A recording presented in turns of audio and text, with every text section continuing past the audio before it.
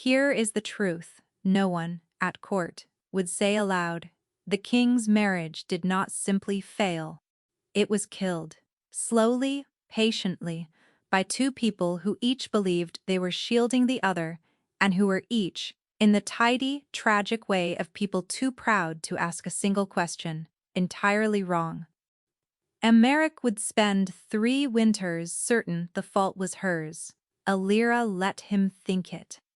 That was the whole trouble with them. The only thing they ever built together was the wall between them. The papers had been drawn a fortnight, and King Emmerich of Denmark meant to sign them before the moon turned. They lay on the great oak desk in his solar in a clerk's careful hand, a clean dissolution of the marriage that had sealed the Sarn truce 3 years past, and they wanted only 2 names to be finished. Emmerich had put his name to far harder documents than this, and he was a wolf who had never once in his life failed to finish what he'd resolved upon. The realm wanted an heir, and a warmer bond than a cold border wife could give it. His council had murmured about it through the whole long dark of winter, gently, then less gently, and the chancellor most gently of all, which counted for a great deal, since the chancellor was the one man in Denmark whose counsel Emmerich had never learned to doubt.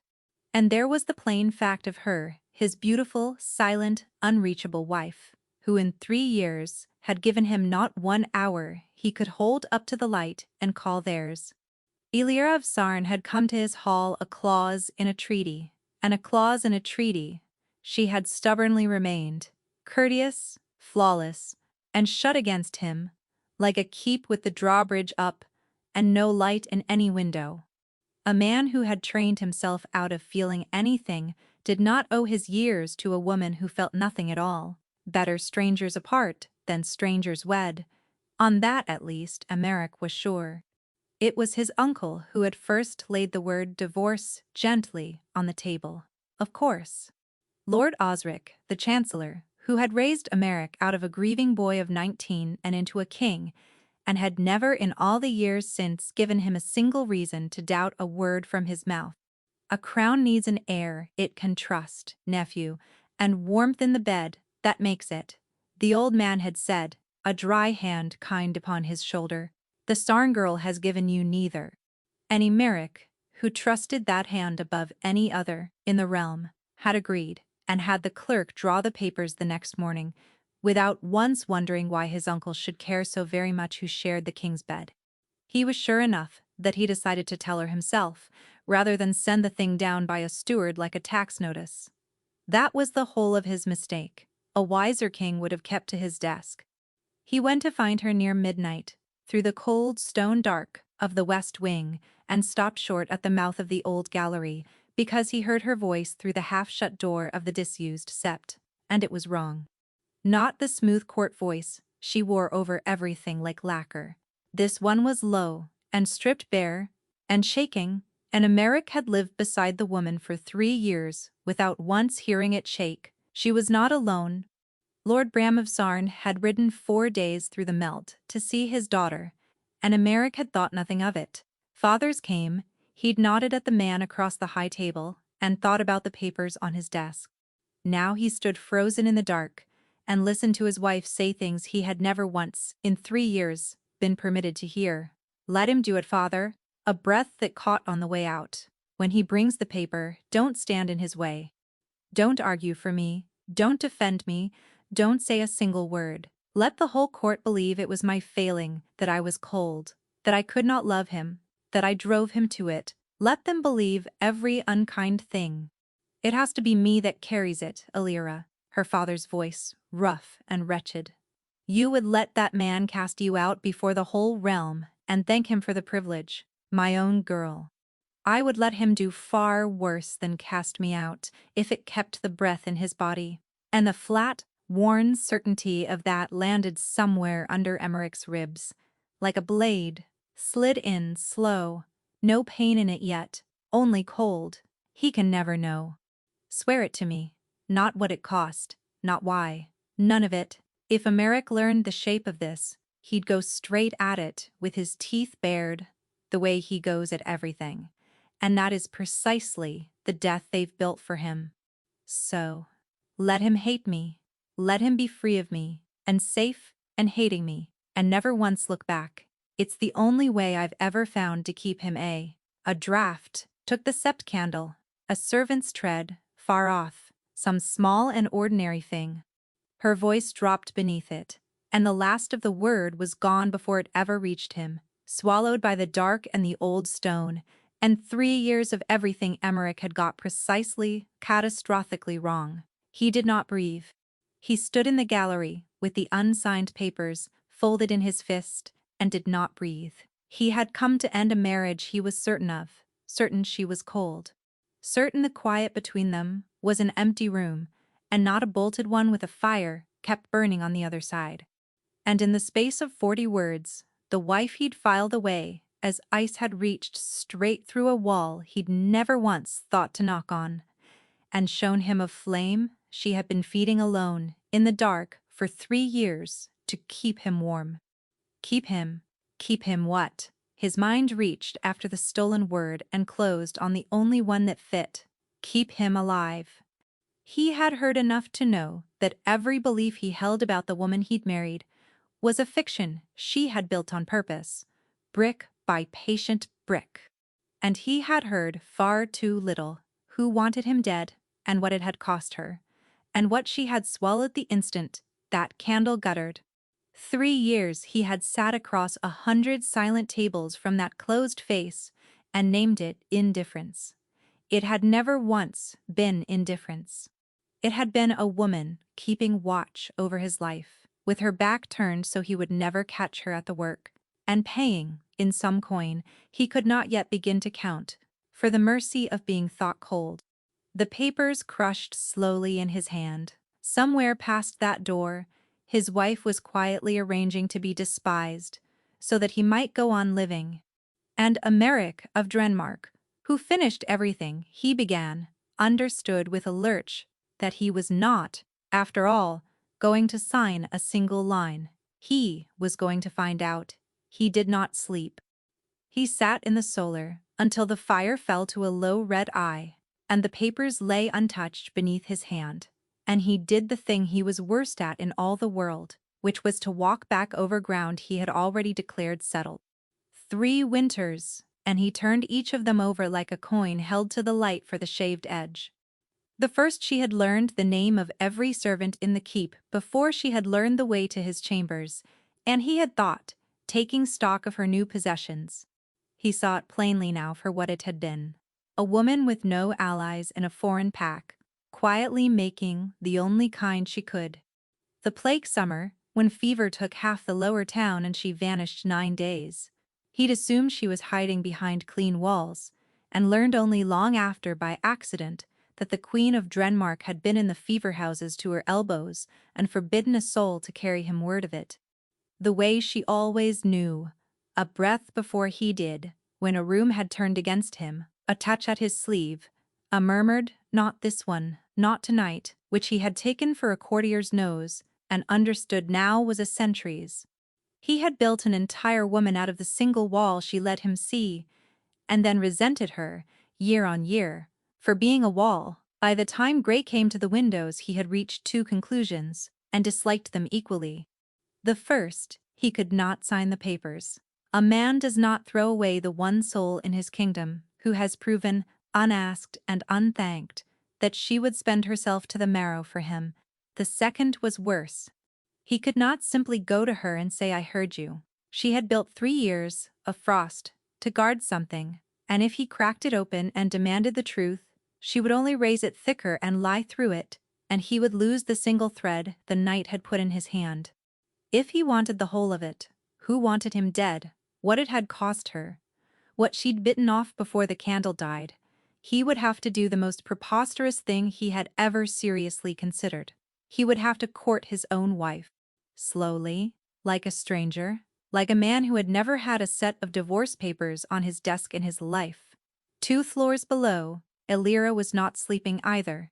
She sat at her window in her shift, with her knees drawn up, and watched the gray climb over the roofs of the keep, and told herself again that this was right, the only road.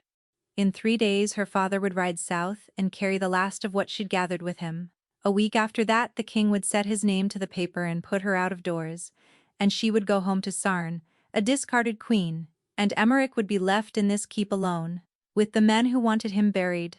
But, watching them, at last. Instead of watching her, that was the whole of the point. That was worth anything at all. So it was a genuine and unwelcome surprise when, that same gray morning, the steward came to her door and said the king requested the honor of the queen's company at the breaking of the fast. The two of them, in the small hall. As they had not sat together in the better part of a year, Elira went very still. She dressed with the care of a woman stepping onto ice of unknown thickness, because this was not the pattern, and she had staked her whole desperate plan on the pattern holding. A king, 3 days from casting off his wife, had no earthly reason to want to look at her over the porridge. Unless he had a reason, she did not yet know, and she could think of only one thing that might have changed overnight, and it turned her stomach to water. Emmerich was already there when she came down, and he rose as she entered, which he had not done in a year, and he smiled at her, which she was not sure he had ever done, and it was such a warm and disarming and wrong thing on that hard face that her practiced calm very nearly split down the center before she had so much as reached the table. "Wife," he said, as though the word were a gift and not a sentence. "Sit, you didn't sleep." "Nor, it would seem, did my husband," she managed. "No." He watched her over the rim of his cup, and there was something new in the watching, something she had no armor at all against.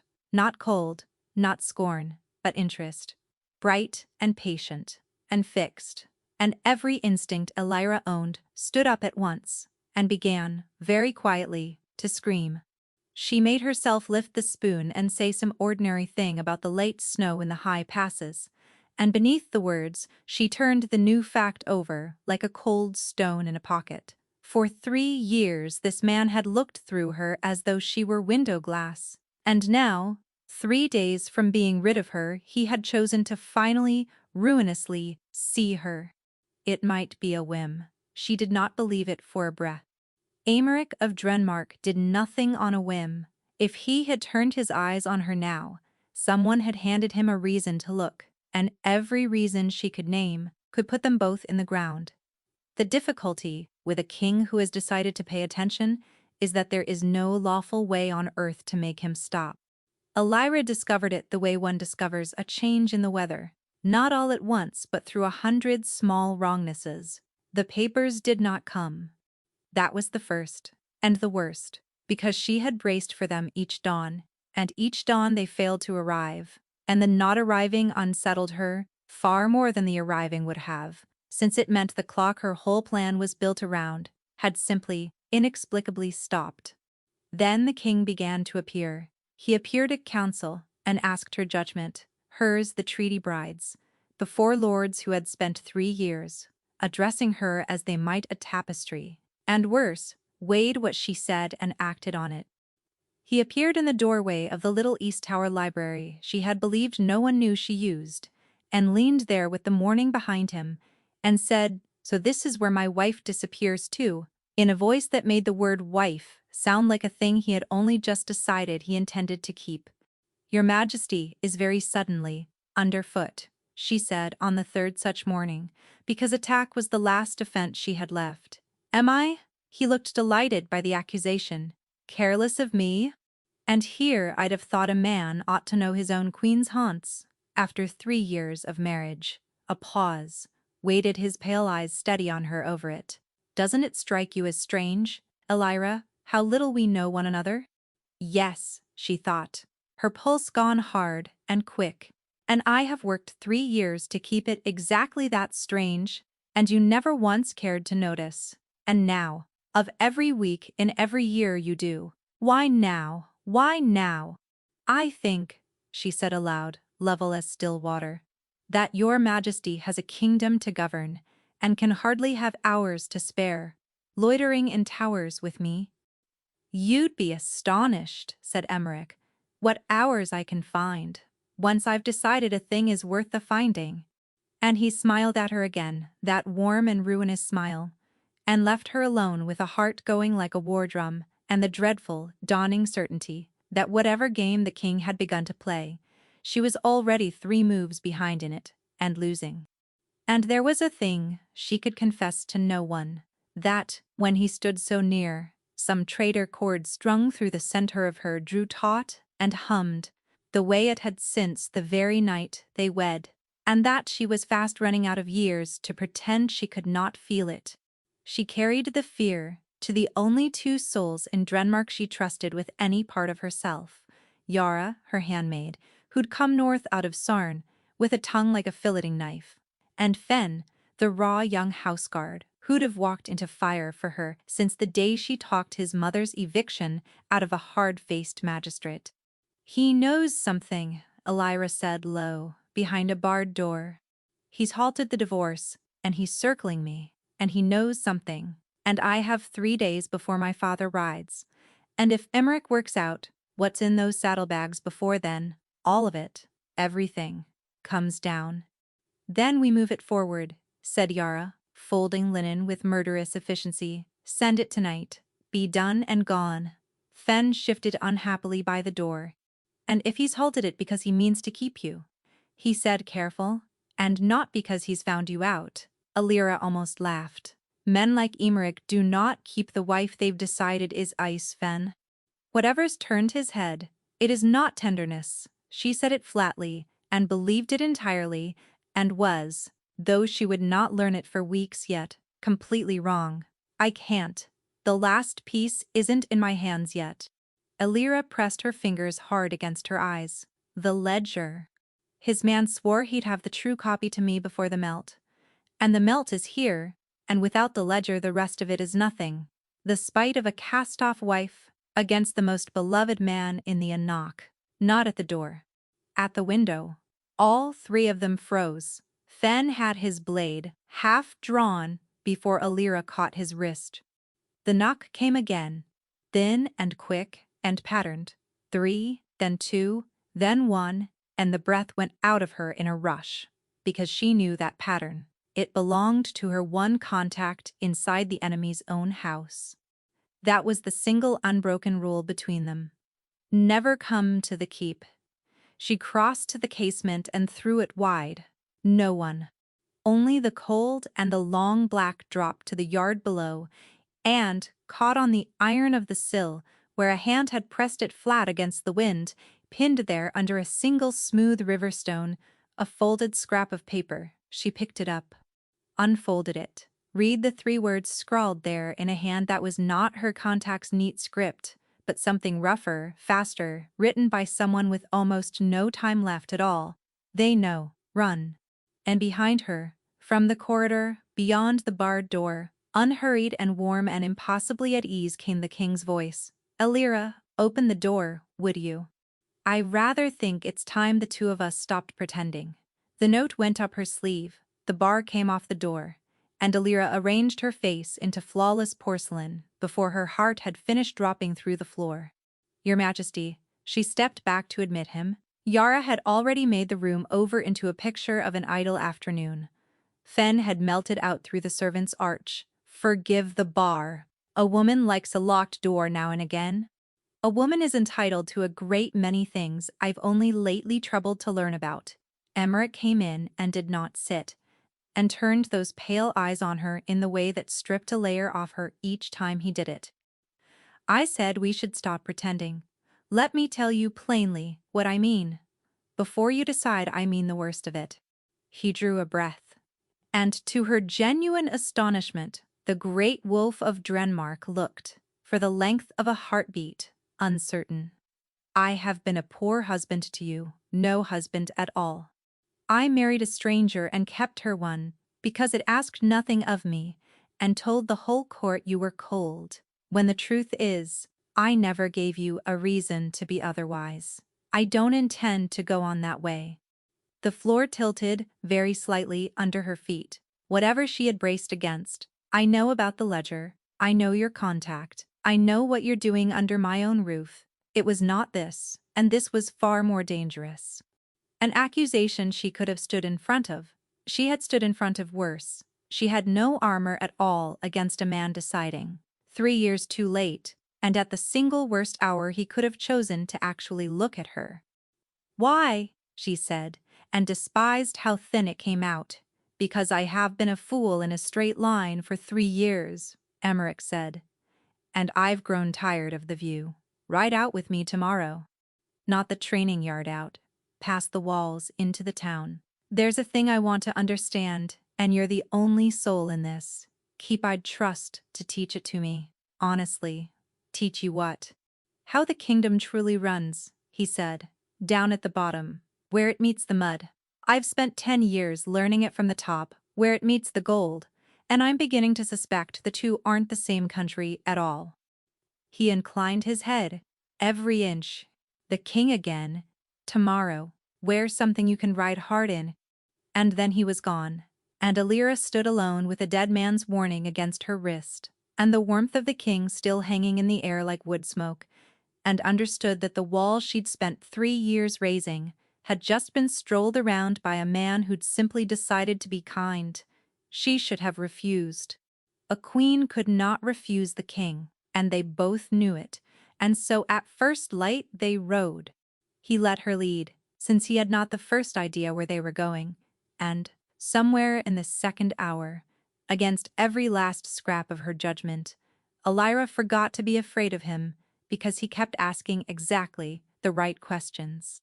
"These stand half empty." He frowned up at the long-ribbed dark of a granary that ought to have been packed to the beams against the lean months. "It isn't even the hungry season. Where has the grain gone?" "That," said Alira, before she could stop her own mouth, "is precisely the question." She found she had walked her horse in close without deciding to, near enough to lift a hand and point. "The stores go up from the quartermaster's full every autumn, honestly counted," she said, the words coming quicker now. "Then somewhere between the counting and the lock, a share of it stops existing, written off as damp, or vermin, or spillage, no single loss large enough to raise an alarm. But gather 3 years of vermin from every barn in Denmark into one heap, and you'd have grain enough to feed a standing army." She stopped. "Or to pay one." Emmerich had gone very still on his horse. "And whose seal signs off the losses?" "The Chancellor's office signs off everything in the end," she said, flat as a frozen pond, and did not say the name aloud, because saying that particular name to him, of all the men alive, was the one move on the board she could never take back. "It's a great deal of grain to go missing, husband. I've long wondered where an appetite that size makes its home." "So have I," he said slowly, "and it shames me to admit I never once thought to look for it in my own storehouses." He held her eyes, and there was a thing in his now that 3 years had never put there. Not warmth, this time. Respect, bare and startled and real. "How long have you known this?" "Long enough to learn it isn't a thing a queen can say aloud and keep her head on her." She never finished, because that was the instant the world came apart. She could never afterward say what had warned her. The laden cart stood crosswise in a lane too narrow for any honest carter to leave it so, or 3 years of a century's instinct finally falling due. She knew only that her body was already moving while her mind was still catching up, and that she had seized the king's bridle and wrenched. The crossbow bolt that should have found him, found only the air where he'd been and buried itself in a grain sack a hand's breadth from his ear. "Down!" Alira snarled, and it was not the queen's voice. It was something older and colder with an edge on it, and she was out of the saddle and hauling him from his, putting the horses and her own body between the king and the rooftops, a blade already bright in her fist. Where Emmerich would wonder much later, had the Queen of Denmark been keeping a blade like that? They came out of the crossway and off the low roof, 4 of them, faces bound, moving with the unhurried economy of hired blades.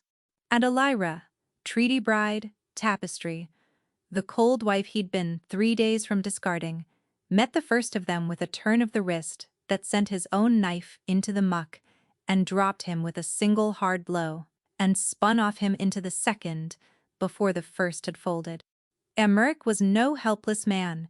He got his back to hers and his own steel out and put down the third with the plain economy of an alpha who'd fought his way onto a throne. But it was Alira who moved as though she had walked this exact nightmare 100 times in the dark, because she had. And it was Alira who caught the fourth man's blade on her own forearm when it had been meant for the king, and twisted it from his grip and sent him down. A whistle, high and clean. The two still on their feet broke off as one, and were gone into the alleys, not scattering in a panic, a drilled and orderly retreat, before Fen and the trailing guards had rounded the corner. The silence rushed back in. Alira held her crouch, her forearm stinging, blade still up, eyes still raking the roofline, and did not for a moment notice the way her husband was staring at her. "You knew," Emeric said, quietly. "It was not a question. You didn't startle. You didn't freeze. You moved before the bolt did. You have been waiting for that." He took a step toward her, and his voice was terrible and gentle at once. "Alira, how long have men been trying to put me in the ground? And how long have you been the reason they've failed?" She looked up at him, her cut forearm warm and stinging and a dead man's note still burning a hole against her wrist. And for the first time in 3 years, the Queen of Drunmark had not a single lie ready in her mouth. She gave him nothing. Of course she gave him nothing, bound her own arm in the saddle on the ride home, named it a stray recruit and a city gone rough, and bad luck, and let him watch her do it, knowing he believed not one word. A woman could not be compelled to speak, but a king, it turned out, could not stop his mind from circling the way she'd moved. So Emeric did the only thing left to a man who had run clean out of questions his wife would answer. He stopped asking them, and started paying what he owed. He came to her that same night, when she'd have sworn the door was shut against the whole world, with a bowl and clean linen, and a small hard jar of the mountain balm the wolves of Drenmark kept for their own herds. When she opened her mouth to send him away, he simply sat on the edge of her bed and said, "You put that arm between my spine and a blade today. The least I can do is close it again. Give it here, and stop looking at me, as though I've come to read out your sentence." And because she was tired, so tired, 3 years in a dead contact, and a scrap of paper that said, "Run," she gave him the arm. He was careful with it, and that undid her more thoroughly than any cruelty could have. Those big scarred hands that she'd watched sign warrants and never once turned toward her, went as gentle as a healer's over the cut, cleaning it, closing it, binding it, and he did not raise his eyes to her face. And Alira sat in the lamplight, and felt a thing she kept starved for. 3 years begin treacherously. "It'll leave a scar," he said at last. "I have others." His thumb stilled on the binding. "How many others, Alira? Softer? Who teaches a treaty bride to fight like that?" "Sarn is a border," she said, to the wall. "We all learn it there, a woman soonest of all, since a woman is what the raiders cross the border to take." She felt him go still. "My father set a blade in my hand before a needle. He said a lady who could only sew would make an ornament and a widow, and that I should always be able to guard what was mine, whether or not the thing I guarded ever thought to thank me for it." The silence that came after that one was a different kind of silence. He came to her after that, the way the season turns, not all at once, but a little at a time, a cup of spiced wine, on the cold edge of a night watch, his fingers grazing hers as he passed it over, and her whole arm lighting to the shoulder. A low "I took your silence for coldness once. I know better now" on the east wall in the dark. It came to its head, as these things will, in the one room where she felt safe, the East Tower Library, late, a single lamp, her maps and her ledgers, spread across the table where she believed no eye could find them. He came in without knocking, and sat across from her with no council business between them.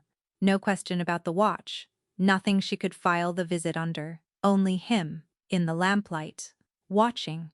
"What do you want?" she said at last, and it tore its way out raw. "Every day you circle nearer and won't say why and won't leave me be, and I can't keep standing in it. Tell me it's a scheme. Tell me you've worked out. I'm useful and want a sword you can trust at your back. Tell me anything with an edge on it. Because I know how to stand in front of an edge. I do not know how to stand in front of. She stopped, a beat too late. In front of what? He said low. Not teasing. Not remotely. You know what? He stood. He came round the table slowly, the way a man moves towards something that might bolt. And then he was close, close enough that she had to tip her chin to hold his gaze. Men like you, she said, and it came out barely above a breath. Don't want women like me, you want ornaments. I have never once in my life been anyone's ornament. No, Emmerich agreed, and lifted one blunt, scarred finger and tucked a loose strand of hair behind her ear, and Elira forgot how to breathe. You've been the wall around my whole life, and I mistook you for the winter outside it. I've been a fool in more directions than I can count, but I have never in my life wanted an ornament. His voice fell almost to nothing. Tell me to go, and I'll go out. That door, and I'll never trouble you again, or don't. Or ask me to stay. The library was very quiet. Her pulse was not quiet at all.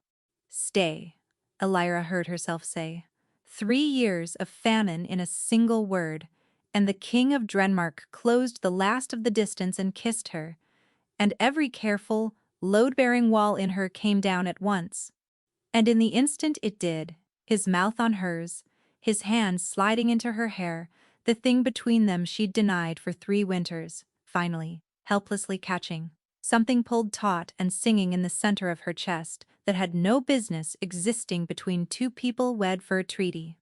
A cord, drawn suddenly tight from the middle of her to the middle of him, live and humming, and pouring his want and his ache and his disbelief straight into her like light through a flung-open door. She knew what it was. She had felt its edge for 3 years and called it longing. It was not longing. She tore back with a gasp, her fingers flying to her breastbone. Emmerich's eyes were black, blown wide, his breath ragged and utterly dawningly certain. You felt that, he said hoarsely. Elira, that was no ordinary thing. That was a bond. And we were never bonded. We were a border truce. We were never meant to. He caught her wrist, and through the place where they touched it flared again, undeniable, and she watched the truth of it land in him like a blow. How long? He breathed. How long have you been able to feel me and said nothing at all? Since the night we wed, Elira said. She hadn't meant to answer. But the cord ran open now, and a person cannot lie down a line strung into another's soul. He'd feel the untruth, the way she was suddenly feeling the raw, enormous hope in him.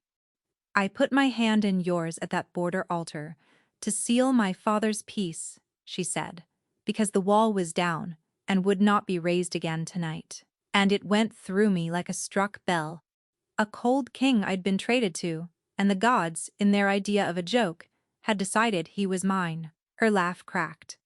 Do you know what it is to be bound soul to soul to a man who looks straight through you? To feel his every black mood and none of his warmth? I'd sooner have died than let you know. A man who didn't want a wife would want a bonded one, still less. It would have been a chain on you, and I could bear you not loving me, but not hating me for a leash neither of us chose. So you let me believe you were made of ice, he said, wondering. 3 years. To spare me a chain. I am very good, said Elira unsteadily, at being whatever keeps you safest. It is the one thing I have ever been certain I was for. And that was the thing that broke Emmerich of Denmark clean open. He kissed her again, and there was nothing careful left in it, and she let it all come flooding back down the cord, the starved want of a man, 3 years denied, and under it relief, gratitude, the reeling disbelief of a man learning he'd been loved the whole time he thought himself alone. She had never stood in the path of a man's undefended want aimed at nothing but her, and it folded her resistance in half. There was only the lamplight, and the forgotten maps, and the bond running molten between 2 people who, after 3 cold years, at last stopped being strangers who happened to be married. It was near dawn, tangled with him and his heart slamming under her palm, and every guard he owned laid down, that he gave her the rest of it. My father was murdered, Emmerich said, to the dark above them, in a voice she had never heard him use. You'll have been told he took a fever. He did not. I was 19. I found him, and I knew. The way you know a wrong thing the moment you enter a room. And there was one man at my shoulder, that whole black year, telling me it was grief, making me see plots, telling me to be calm, to let it lie. I loved that man. He raised me. He taught me the throne. His arm tightened around her. So I've spent 10 years being calm, because he asked it, and burying the thing I knew. The only other road led to suspecting the one soul left alive, who ever loved me. Elira lay very still, and through the open cord she felt the whole shape of his loneliness. And something cold began to assemble itself in the dark. One man at your shoulder, telling you to stay calm, whose office signs off. But she did not say it, not with no ledger in her hands, only a dead contact, and the man's own beloved nephew warm in her arms. Name it and be believed. She'd break him. Name it and be doubted. She'd lose him. She needed the proof. She was so close. Sleep, she whispered instead, and pressed her mouth to his hair, and hated herself a little for the kindness of it. The feast 3 nights on was for the envoys of Ostrith, the sea realm whose fleet Drenmark needed, and whose goodwill it could not afford to squander. Elira stood at the king's side in deep gray silk feeling for the first time in 3 years. Less an ornament set out for show than a blade laid bare for all to see. She ought to have been glad of it. She was not. Her whole body was ringing the low, wrong note. It always rang before a thing turned bad, and she could not find the source, which frightened her worse than finding it would have. She found it when the steward carried in the cups. 2 goblets of dark wine, for the king and the ambassador to seal the accord, borne by a servant she half knew, everything about him ordinary, but for the tremor in his hands and the way his eyes would go nowhere near the king's face.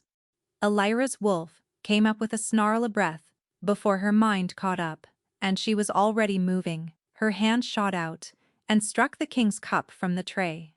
It burst on the flagstones, wine spreading dark as a wound, and the whole shining hall gasped and turned to look at her.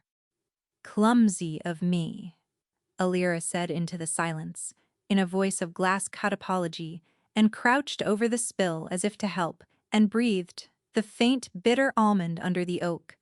"Expertly done." "Don't," she murmured, as his hand moved by reflex toward the ambassador's untouched cup. "Not that one either. Only breathe it." She watched the color drain out of her husband's face as his own nostrils flared and caught it. It had been beautifully made, both cups fouled king and envoy, so that when the 2 dropped dead together, each realm would howl for the other's blood, and there would be war on the water by the next tide. She had caught the servant's wrist before he could bolt, and the 2nd cup went over safely with him. The thing was undone barely, by a hand's width and a queen's frayed nerves, before a hall, too busy laughing at the clumsy foreign queen to know how near the fire they'd come. Later, in the dark of the servant's stair, with the poisoner already spirited off to a quiet cell in Fenn's hard grip, Emmerich caught her arm. "You will tell no one," he said, not frightened, but reckoning, the alpha weighing odds. "Not the council, not the Osterethai. If it's known a man was poisoned at my own accord, feast. I'll have a war before the moon is down, whatever the truth of it." "So you smile," Elira said, "and dance, and let a hall of envoys go on believing your queen can't hold a cup. Yes, can you do that? Can you trust me to manage this my own way, only this once?" Every instinct said no. She trusted him. She did not trust one other soul in these walls to keep the breath in his body, and she knew, by now, exactly who could not be trusted, and the words, "It is Osric. It is the man who told you to stay calm," stood shaking behind her teeth. But she had no proof, and the cord ran open between them, warm and pleading, and she was so tired of carrying it alone. "Very well," she heard herself say. I promise your way tonight." Relief washed over his face, and he pressed his mouth to her brow and went back up into the light to smile and lie to a hall of envoys, and left her on the servant's stair with the smell of almonds and the certainty that she'd just made him a promise she had not the smallest intention of keeping. Because someone had reached inside this keep and put death in his cup, and she was finished waiting on a ledger that might never come. Tonight, while the whole court danced, the chancellor's private rooms would stand empty. And Elira of Sarn knew exactly where a man like Osric kept the things he could not afford to have found. She gave the feast 100 count. Then, with the almond still sharp in her nose, and the king's borrowed trust warm and false in her chest, she went the other way, down, toward the empty chancellor's rooms, and the one thing left in all the world that could turn a queen's suspicion into a hanging matter for the man who'd raised the king. She would either come back with the proof that saved Emmerich's life, or she would not come back at all. The chancellor's muniment room lay 3 floors down behind a false shelf she had spent a whole season learning the trick of, and it gave her the better part of an hour alone in the dark with a hooded lamp before it gave her the thing she had come for. Behind a loose stone, a strongbox. Inside the strongbox, a ledger, and not the tidy tally that Osric's clerks filed off to the quartermasters each autumn, all honest columns and rounded losses. The true accounting, 3 years of grain and coin, bled quietly out of Denmark, and set down here in a small, patient hand. Every entry marked with the same repeated stamp, a paymaster's seal she did not recognize, a foreign galley pressed into the wax, and beside each line a house name that turned her blood to cold water. Osric's own. Line after line after line.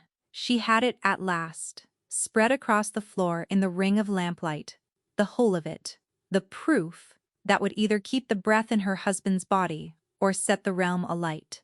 Which was, of course, the precise moment the door opened behind her.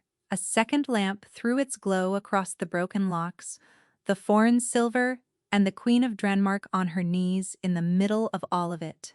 And when the king's voice came, there was no warmth left anywhere in it. Elira, quiet, careful, cold as the stone under her knees. Tell me what you are doing on the floor of my uncle's strong room. She turned with the ledger still open in her 2 hands, and understood in one lurching instant exactly what the whole of it must look like to him, and did not reach for a soft lie, because she had run entirely out of them. For a wolf who always found the answer before you'd finished the question, Emmerich stood very still, and she watched 3 years of the story he'd told himself take on a new and terrible shape behind his eyes. The border bride, he said slowly, traded north to buy her father out of a losing war, learns every lock in the keep, fights like a paid blade and hides it 3 years.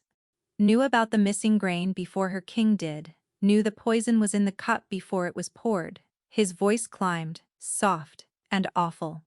And now I find her at midnight, on the floor of the one sealed room in this house, hands in the accounts, a foreign paymaster's mark on the stones around her. So tell me, wife, how is this anything but what it plainly is? There it was, the oldest wound he owned, the one he'd shown her 3 nights past, with his guard laid down, turned now full on her. Of course this was the easier thing for him to believe. It was the only story that let his uncle stay clean. Emmerich, she kept her voice level and held the ledger out to him, an offering. I have been in this room 100 nights before this one, not to hide a thing, to find this. For 3 years, while you thought me nothing but cold, I have been building the proof that a man inside this keep is bleeding the realm white and working patiently to put you under the ground. And I could never say one word of it to you, because the man doing it is the single soul alive you would never let me name. Then name him. You already know the name. Name him, Osric. The word dropped into the strong room like a stone down a well. Your uncle, the Lord Chancellor, whose office signs off every loss in the realm, who stood at a grieving boy's shoulder and swore his murdered father had only taken a fever, Who has spent 3 years selling Denmark's grain to a foreign fleet and buying an army with the silver? Who has tried to have you killed more times than you will ever know? The bolt in the lane and the poison tonight are only the two I could not keep from reaching you. And who pressed divorce into your ear at his own leisure, because I had come too near, and a disgraced queen sent home in the dark is a far easier thing to silence than one who stands at your side. The silence rang. That is a lie. But it came out cracked. He raised me. I know what he is to you, she said. That is the whole cleverness of it. He built a nephew who could never suspect him, and a foreign wife the court would suspect first, and set the two of us snarling.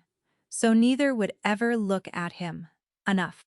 Emmerich's voice had gone low and terrible. You want to know why I never signed those papers? Why I have spent weeks circling you like a man who'd lost his reason? Because the night I came to end our marriage, I stood in the West Gallery, and I heard you, through the sept door, begging your father to let me cast you off without a fight. Let him hate me, you said. It is the only way to keep him alive. His jaw worked. I thought it meant you loved me. I have staked a month on it. His gaze dropped to the ledgers, wringing her knees, and his face closed like a gate. And now I find you here. So tell me, wife, did you know that gallery carried? Was that whisper meant for me to find? The same as all of this? And there it was, the cruelest turn of the night. The one true thing she had ever let slip, and he could recast it as bait. It was not bait. The bond blazed with it, raw and unguarded, and she watched him feel that it was true and still reach for the story that cost him less. I said it because it was true. The day I left this keep was the day Osric could kill you unopposed. I chose to be hated and sent home, and keeping you breathing over loved and kept and made to watch him lower you in beside the father he already stole. That is what it cost. That is why I never let you know. She watched the truth of it land, a flare of desperate hope down the bond, and watched him fail to hold it, because the far side of believing her was a grief he had refused to feel for 10 years. He opened his mouth. Whatever he meant to say, she never heard it, because the strong room door crashed wide, not Fen. A full detail of the house guard, spears grounded, and behind them, leaning on his chancellor's staff, his old face gone soft with grave and gentle sorrow, Lord Osric himself, nephew, warm as a banked hearth, heavy with reluctant duty. His gaze moved over the shattered locks, the scattered ledgers, the queen on her knees, amid the foreign coin, and something behind it gleamed like a hook setting home.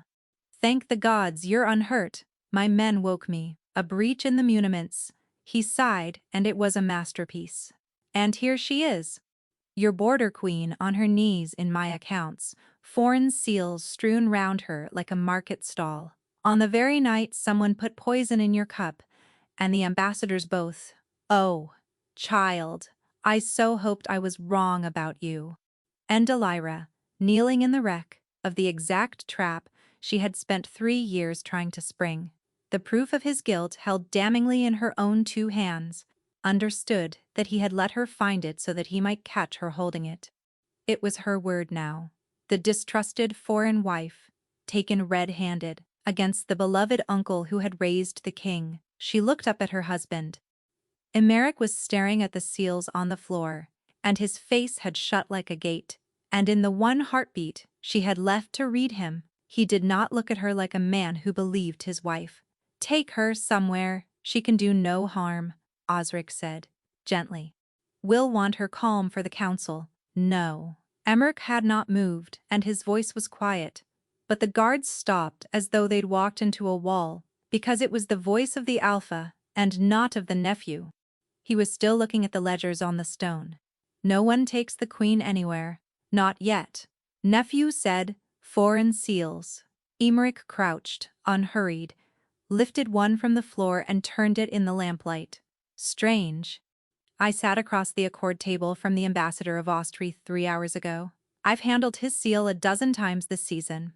This is not it close, but the galley on theirs faces the bearer's right hand, and this one faces left. It's a forgery of an Ostrothy seal. His pale gaze rose at last, and fixed on his uncle, and there was nothing of the boy left anywhere in it. Now why, uncle, would the Queen of Drenmark forge the seal of a realm she stands accused of conspiring with? A traitor uses the true seal. Only a man building a frame needs a false one clumsy enough to be found. Elira's heart turned clean over in her chest. He had believed her. Somewhere between the strong-room floor and this breath, her impossible husband had believed her, not because the bond had pleaded it, not because she'd begged, but because he had looked at the evidence with a cold, clear eye and caught the single thread pulled wrong. He had chosen her over the story that cost him nothing. She felt it come down the bond a moment later, fierce and steadying, and it was worth more to her than 3 years of the crown. Osric's sorrowing face did not so much as flicker. He was far too old a hand for that. You are tired, Emmerich, and frightened for her, and it clouds you, a woman you've grown fond of again. Of course you reach for another answer. But fondness is precisely what a patient agent cultivates in a mark. She has, the council then, Emmerich said. Now wake them, wake the ambassador of Ostrath as well, since it is his realm being spent. Lay all of it on the table, every seal, oath ledgers, the poisoner sitting in my cell, and let honest men decide who the traitor is. He smiled, and it held no kindness at all. You've nothing to fear from a hearing, have you, uncle? It was a masterstroke, and Elira saw the instant Osric understood he had been turned. A quiet arrest he could have managed a dozen ways. A public hearing, both ledgers open and a forged seal in the king's hand, was a fire he could not smother. For half a breath the grave old mask slipped, and beneath it sat something cornered and reptilian, and very old. Then he bowed. As you wish, Majesty. And Elira, still on her knees, thought clearly, he will not let this reach a verdict. She was right. The council chamber filled by torchlight, bleary lords, the wary ambassador, Yorvin, Fen, white-faced at the door, with the poisoner in irons for a witness. Osric laid out his case first, smooth as river ice. The foreign bride, the ransacked strong-room, the seals, her 3 years of prowling, the keep by night. He was very good. Elira watched half the room begin to nod, and felt the old, cold, quiet settle over her, the sentry's calm before the blade falls. She had known, walking in, that her word alone would never be enough, so she had not staked the night on her word. His office signs off every loss in the realm, she said, when the room turned to her, not weeping, not pleading, her voice cutting the chamber like a drawn edge. So the true ledger is in his own hand. Set it beside the clean one his clerks filed. Both are on this table, and any clerk here may read one against the other within the hour. He cries foreign seals, then send men now, while he stands here and cannot reach them, to the false bottom of his traveling chest and the third cask in his cellar, and tell this room whether you find a wronged queen's treason, or a paymaster's silver and the almond that was in the king's cup. Her chin came up. A search costs an innocent man nothing, my lords, only the guilty fear. The looking. This is hysteria, Osric snapped. And there it was. The first true crack, the warmth gone out of him at last. Then a search costs you nothing, said the ambassador of Ostrath, quietly, who had very much disliked being nearly murdered into a war, and who nodded his own guards toward the door. And Lord Osric, who had killed one king and raised that king's son, and bled a realm for a decade behind a hearth-warm smile, looked round the ring of hardening faces, and understood that the game was at last finished. He did what cornered things do. He lunged, not for the door, but straight at Elira, because if he was ended, then the queen who had ended him would go into the dark first, and the knife was out of his sleeve and driving straight at her before half the room had gained its feet. Elira, Emmerich's voice, torn ragged with a terror that slammed down the bond and into her chest like a fist. But this was the one thing in the whole long night that she knew in her bones how to do. She turned into him, rather than away, inside the arc of the blade, caught the knife hand, and twisted it until the steel rang on the flags, and used the old man's own lunging weight to fold him face down across his own damning ledgers. Her knee came down between his shoulders. She bent close to his ear. "You should have looked harder at the border bride," she said. "Men like you always mistake a quiet thing for a harmless one." Then the guards had him, and the search parties were back before the torches had burned an inch, the false-bottom chest, the silver, the almond vials, the forger's own tools, and it was done. The house of the chancellor fell in a single night. The ambassador sailed home with his fleet and his goodwill intact, and the man who had murdered Emeric's father was hauled to the deep cells beneath the old keep. And in the emptying chamber, at last, there were only the two of them.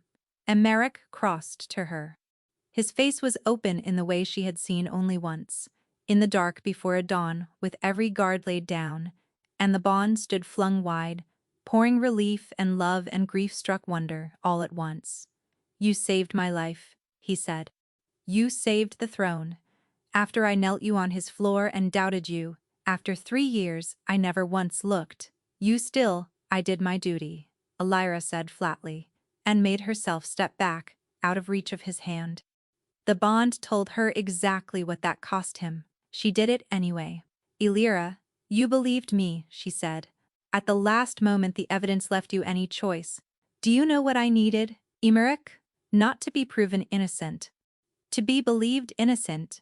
To have one soul take my word before the ledgers came to back it." Her voice did not shake. "I gave you 3 years. My silence, my blade. The truth of a bond I hid to spare you. And when the hour came, you looked at me on that floor, and for one whole breath, believed the worst of me. I saw your face do it. I'll see it the rest of my life." She drew the folded divorce papers from inside her gray silk, the ones he had never sent, laid them on the council table among the fallen ledgers, and signed her name to her half in the dead cause's spilled ink. "You wanted to be free of me," she said. "Consider it done. You'll be a good king now, a better one, with the rot cut clean out of him. But I cannot stay wed to a man who had to be argued into knowing I was not his enemy." She turned for the door. "Good night, Your Majesty."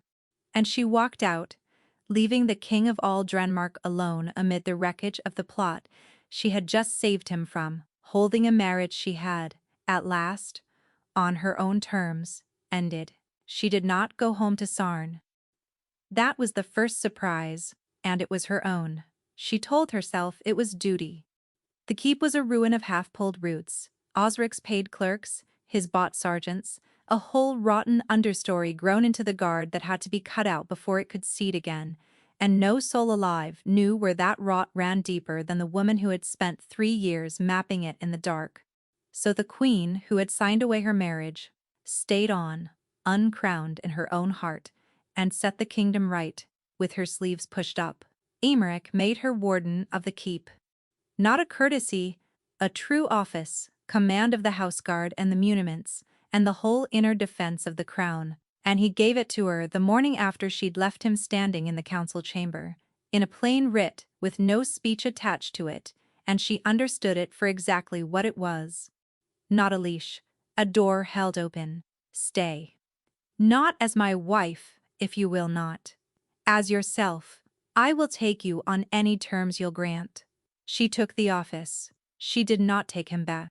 He courted her, regardless, because he was a man who finished what he began, and he had, 3 years too late, at last begun.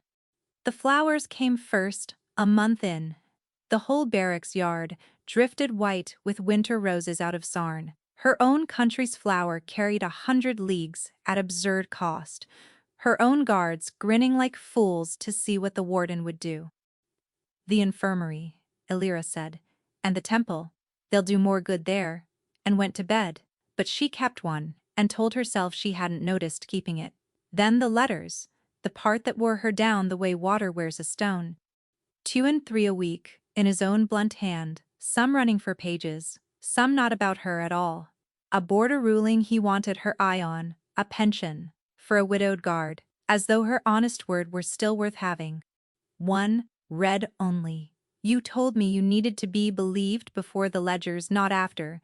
You were right. I had the truth of you 3 years before I had the proof of you, and I reached for the proof. It is the worst thing I have done, and I have signed men's deaths. Yara and Fen, of course, had opinions. Good, said Yara in the early weeks, murdering a seam with her needle. Let him freeze. You warmed that man 3 years, and he never once thanked the fire. But a month or two on, the wind had shifted. He rebuilt the fever houses, Fen offered one evening. Careful, the ones you worked in.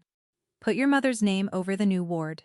And he's written you, what, 30 letters? 34, said Yara, who apparently counted. He tried the council table, too. She sat at his right hand over the troop rolls twice a week now, and he was always there across the wood. Once his hand came to rest a finger's breadth from hers, while a steward droned through the grain returns, and neither of them moved it away, and neither closed the gap. And the traitor thread beneath her ribs pulled so hard she had to invent an errand to leave the room. By the 4th month, they had given up all subtlety. Warden, Yara said, planting herself in the doorway. With respect, talk to the man. You're wretched. He's wretched. The rest of us are worn thin, standing between you. I was doubted, Elira said, and set down her pen. By the one soul I bled to protect. I am not queuing up to hand him the knife twice. The keep is safe. Let me do my work in peace. And the warm, patient thread she kept clamped shut beneath her ribs stayed exactly where it was, and ached and would not die. Then, one night in the 5th month, a letter came that was different. Elira, it read, you have made yourself plain, and you have earned the right to be heard. I have spent 5 months trying to buy back with ink, a thing I broke with silence, and I begin to see that the buying has become one more weight I am asking you to carry. You do not owe me the labor of refusing me, so I will stop. No more flowers, no more letters, no more waiting by the door. You are free, the settlement is lodged, your lands restored, Sarn, yours again the day you wish it. I released you badly once, to spare my own comfort. Let me do it rightly this time, to spare yours. Be well, you were the best thing this cold keep ever held, and its coldest king was the last man in it to know. She read it twice. This was the thing she had wanted from the very first rose. For him to stop, to let her go. And she could not, for the life of her, understand why it landed like a door, swinging shut on the whole rest of her days. He kept his word. No more letters came. When she passed him in the corridors, he inclined his head. Warden, even and courteous, and never once cold, just done. And every night the shut thread beneath her ribs ached on, patient and warm, and refusing to fade, while Elira lay in the dark of her warden's quarters and told herself that this was precisely what she had asked for. She had won. She reminded herself of it most nights, the way a person presses on a bruise, to be certain it is still there. The 6th month was the quiet one, and the quiet was worse than all the flowers had been. He had said he would stop, and he had stopped. And Elira discovered that a man's patient siege had been, in its way, a kind of company, and that the ending of it left a silence in the exact shape of him. She threw herself at the work. The keep had never run cleaner. And every night, the shut thread beneath her ribs pulled toward the far wing where he slept, and she lay awake refusing to follow it, and told herself the refusing would grow easier. And it did not. Her father came north again, at the turning of the 6th month, to bring his daughter home. It was all arranged, in the courteous, bloodless way of such things. Lord Bram would pass 3 nights beneath the king's roof as an honored guest, then carry his freed daughter south, and the strange, cold marriage of Drenmark would sink into the sort of tale that minstrels file the sharp corners off. Elira had agreed to every part of it. She had, after all, won. She kept reminding herself. She was crossing the upper gallery, On the second evening, the same gallery, though she did not think of it, that ran above the old West Wing sept, when she heard her husband's voice through a half-open door, low and stripped of every scrap of its court-smooth ease, speaking to the one man in the keep who had any right at all to be angry with him. Her father, and the king. Elira stopped. She should have walked on. She, of all souls alive, knew what it was to stand outside a door and steal a truth that was not meant for her. She had built her whole undoing on the last one. She should have walked on. She did not walk on. Won't ask her to stay, my lord. So you may put this speech away. Emmerich was saying, I know what I cost her. You needn't stand in my hall and name it. I stood on a strong-room floor and looked at the truest person I have ever known, and for one breath, I believed her a traitor, because believing her was the harder road, and I have been a coward about hard roads my whole life. Your daughter kept watch over my life for 3 years with her back turned, so I would never catch her at it, and when the single hour came that she needed me to keep watch over hers, to simply believe her, unpaid, unproven, I flinched. She is right to go, I would tell her to go myself, if I trusted my own mouth not to beg. Then why, said Lord Bram, rough and wretched, are you letting her? A wolf that has found his mate does not open the cage, boy. He gnaws his own leg through first. A long silence. Elira did not breathe. Because she asked it of me, Emmerich said, very quietly. For 3 years every soul in this keep decided what Elira was for without once asking her, a treaty, an ornament, a blade, a cold wife, a warm one, a warden. I will not be one more man who keeps her for her uses. If she stays, it will be because she chose it, from a free hand, wanting nothing from me, and free to walk out the door, not because I asked, not because I bled on her threshold, until she pitied me.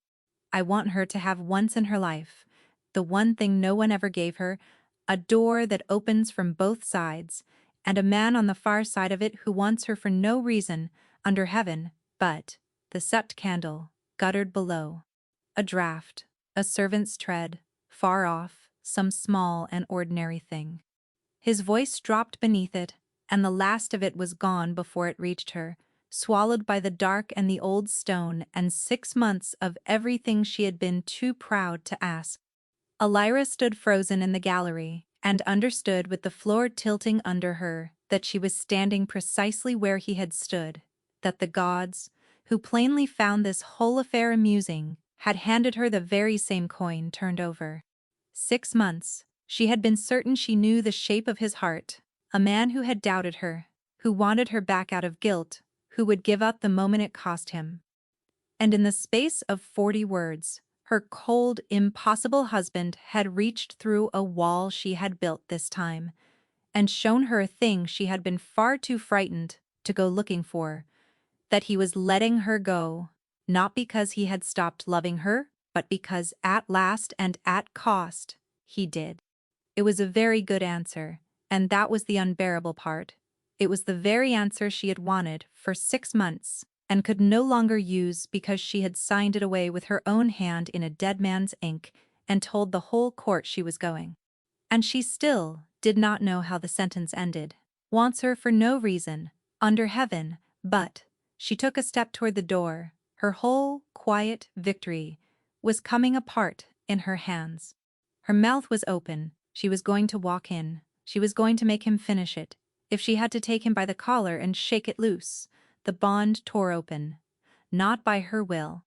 It ripped wide of its own accord, the way a bolted door blows in when the storm behind it grows large enough, and what came through it dropped her against the gallery rail with a cry. Pain, sudden and wrong, and beneath it something worse, a slow swimming muddle, his thoughts coming loose and drifting like a man sinking under black water. She knew that feeling. She had smelled its cause on a cup in a shining hall 6 months before. Through the half-open door, she heard the King of Denmark stop mid-word, heard a cup strike the floor, heard her father shout his name, and a body fold, and boots already running from 3 directions, all of them too slow and too far. Womand, Elira thought with a sentry's cold clarity, even as she was already moving, through the door, across the room, skidding to her knees at his side. One root of Osric's she had missed in the purging. One last loyal poisoner, taking the only revenge a fallen house had left it. The king, in a quiet hour, with his warden 6 months estranged and no longer near enough to taste his cup. Emeric's eyes found her face as he went down. Through the flung-wide bond she felt his fear, and beneath it, absurdly, even now, a bright, helpless flare of joy that the last face he would see was hers. "Don't you dare," Elira snarled, both hands already at his jaw. "You do not get to finish that sentence in the ground, Emeric Vale. Do you hear me? You do not." She did not let him die. It was the 4th time she had stood between her husband and his death, and the first she had done it out of something other than duty, and that, she thought long after, was the only thing that kept her hands steady enough to manage it. She purged the poison before it could set. The almond of it named, the antidote already in her warden's stores, a habit kept from 3 years of a marriage where someone was forever trying to make her a widow. She poured it into him and held him through the shaking, and never once let go of the bond, kept it flung open on purpose, and poured her own steadiness down the cord she had spent 6 months clamping shut, until the black water in his head thinned and his pulse came back under her hands, from a flutter to a drum. Twice in that black hour she felt him slip, the bond going thin and gray and far, and twice she hauled him back by main force and refusal, snarling down the cord like a woman scolding the dead. Her father held the lamp, and did not once ask his daughter how she knew the antidote for an alpha's poison by heart. She did not offer it. It was near dawn before he surfaced, gray light in the high windows, her father asleep upright in a chair, with a bared sword across his knees, the last poisoner already run down in the servants' court by Fen. Emeric opened his pale eyes to find his estranged wife bent low over him, her brow nearly to his, her fist knotted in his collar as though she meant to haul him bodily back from the edge. "You're weeping," he rasped, wondering. "You are. The bond gives you away. It always did." A ghost of the old warmth cracked straight through. "You could have let me go. You'd signed your half. You were free by first light. Why?" "Because I heard you," Elira said. He went still. In the gallery, talking to my father, her voice shook, and for once she let him feel the whole storm of it come down the open bond. "The same gallery you once stood in. The gods have a filthy sense of humor. I heard you tell him why you were letting me go, and I heard the candle steal the end of your sentence, exactly the way it stole the end of mine. And I have just spent the worst hour of my life with my hands inside your chest, dragging you back from death." She tightened her grip. "You are going to finish it." Wants her for no reason under heaven, but what? Say it. "I nearly lost you before you could, and I will not do that twice." Emeric looked up at her, wrecked and gray, and, for the first time in all the years she had known him, without a single wall left standing. No mask, no angle, no careful calm. The man who hid everything, hiding nothing at all. "But wanting," he breathed. "For no reason but wanting you, not because you're useful, not because you're the finest blade in my kingdom, or the only soul who ever kept me breathing. Because none of it, the crown, the keep, the whole cold country, none of it means anything if you are not in the room. I let you go because I loved you enough to ask me to keep you, and I will never manage it again." The bond blazed between them, both sides thrown wide, and there was nothing in it but the plain, unarmored truth of him. She had spent 3 years being wanted for her sword and her uses, and 6 months telling herself she was wanted now only out of guilt. She had never once stood in the full flood of a man wanting her for nothing at all, and it was that, not the poison and not the fear, that finally worked loose the last knot she'd held shut since the strong room floor. The kneading, she found to her own astonishment, had not made her weak. It had only made her certain. "I have a condition," she said. unsteadily. Anything. Name it. Marry me. Emmerich stopped breathing. Again, properly, this time. Her chin came up. 3 years of a treaty bride, and 6 months of a freed woman, and 1 long night of a healer, all at once.